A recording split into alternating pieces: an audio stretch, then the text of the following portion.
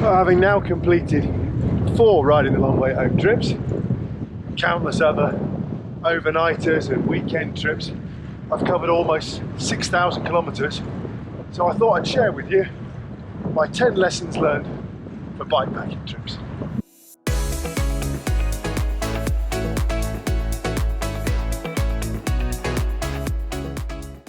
I should say right up front that hardly any of these trips have involved camping. If you watch my channel, you know why. So if you're one of those people who thinks that it isn't really bikepacking unless you involve camping, then feel free to click away now.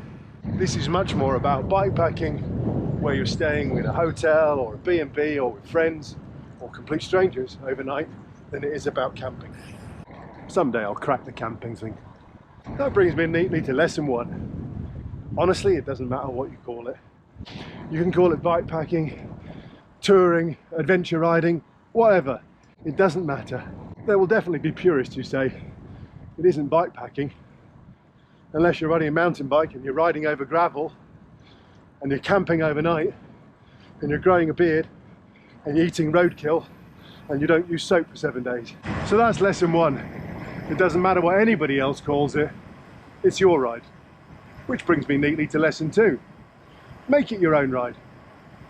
There are tons of really famous cycling routes. In the UK we've got John O'Groats to Land's End, Coast to Coast, King Alfred Way, all kinds of famous routes that everyone wants to tick off on the list.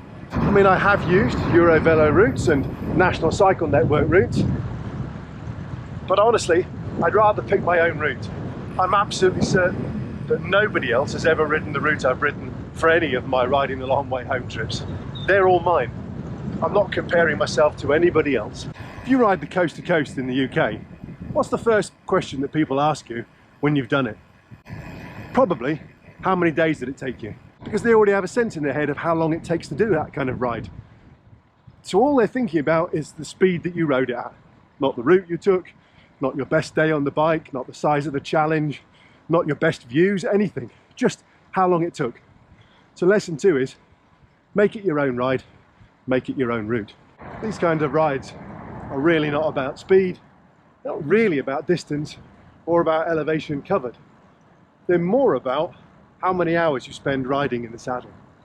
I mean, of course we're going to look at the kilometers covered and the elevation for the day, but you're going to be riding slower because you're on a bike that's loaded with bags. You're going to be stopping more often, hopefully, to look at the views and to stop for a coffee and chat. Unless you're actually in a race like the Transcontinental and you're against the clock, then bikepacking is really just about hours in the saddle, not about speed you're doing. Because you're going to be spending hour after hour in the saddle and day after day, you will need to train.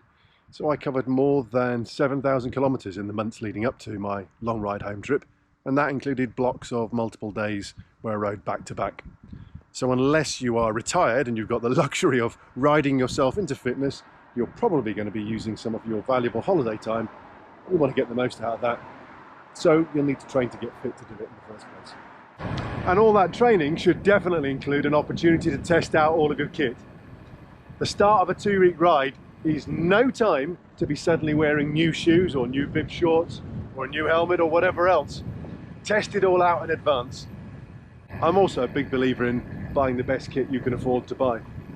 It probably won't have escaped your attention I've got a slight Rafa fetish. Well, you know, I don't smoke, I don't drink much, don't go out much, don't own a car. I don't have to justify my Rafa fetish to you. You're not my dad, or even my bank manager. I'm not saying you have to buy the most expensive kit available, just the best that you can afford to get. And yeah, you know a guy who knows a guy who did the route of the 1973 Tour de France on a bike he bought off eBay in army surplus gear. But you also know that story is bullshit. So, buy the best quality gear that you can get and test it out in advance. This brings me to lesson number 6, which is pay attention to the route planning. Now you might think that's a bit rich for a bloke who's already showed you a video of him going off course and ending up on rocks. Yeah, but I should have paid more attention to the route that I got on Komoot. And it's not exclusively about Komoot. I've had the same problems with mapping on Garmin and Strava and Map My Ride. I find that every one of these mapping programs likes to send you down every bit of official cycleway possible, even if it's utterly pointless and only 100 metres long. While you're thinking about the route planning, give some consideration to doing an A to B ride. If you've watched any of these videos before, you'll know I'm a big fan of A to B because it takes away the option of taking a shortcut. There's only one way for you to get home, and that's to keep going. And I like that on my trips. Get someone to drop you off, get on a train, get on a plane, but go somewhere far away and then accept the challenge of riding home. That's how I started. I flew to Milan and rode my bike home, which now when I think about it sounds mental. My next lesson is about who you ride with. And yet again, it doesn't matter. You can ride on your own, ride in a pair, ride in a big group. I've done all of those things. It's definitely great to be able to share the experience of a ride with somebody else. But if you are going to ride with somebody else, make sure that you're reasonably well matched in terms of fitness and ability, or just that you have the same idea about what the ride should be like. Equally, it's great to ride alone. I really enjoyed my trips when I've been on my own. I'm quite comfortable in my own company. Can't say I've had any great revelations or amazing self-discovery on any of these rides. So it doesn't really matter if you're riding on your own or with others. Getting out of your comfort zone is tip number 9, because that's where I've felt the biggest sense of accomplishment on all of my trips, is when I've done something that I didn't think I could do, and I've pushed myself out of my comfort zone. The final tip is this: it's supposed to be fun. You're supposed to enjoy the fact that all you've got to think about every day is riding your bike day after day after day. So if you're not having fun, then it isn't working. And again, as I said right at the start, unless you are actually racing, then take your time, enjoy the ride and enjoy the journey. So that's the 10 lessons I've learned from my rides. And if you're not having fun, then it isn't worth doing. See you next time.